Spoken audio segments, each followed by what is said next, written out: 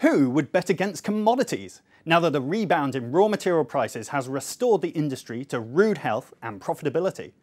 Well, the answer is some Mayfair hedge fund managers who trade corporate credit for a living. They advocate a particular form of negative bet, selling short the debt of commodity trading companies such as Glencore or Trafigura. The reason isn't a view about prices for copper, oil and coal, or insight into the direction of the Chinese economy, at least in the short term. Instead, the trade is more like a form of insurance designed to pay out if there is a repeat of last year's market turmoil, which temporarily closed access to the debt markets for many companies. The payoff would come from faltering confidence among banks and investors in the ability of these commodity trading companies to refinance their debts.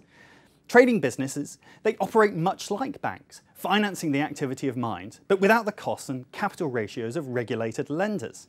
In the market turmoil of a year ago, many bonds traded well below 80 cents on the dollar. For Glencore, which has around $9 billion worth of debt coming due in the next 3 years, some investors debate the worth of inventories on the asset side of the balance sheet. Were they to be liquidated in a hurry, what price would they get for them?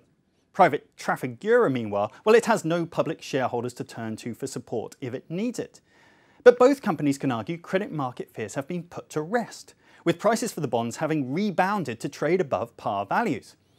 Well, for the shorters, the rebound, that limits losses from here, and also makes the cost of the trade cheap, around 3.5% a year for Trafigura debt maturing in 2020 and below 3% for Glencore, plus around another 1% to finance the position.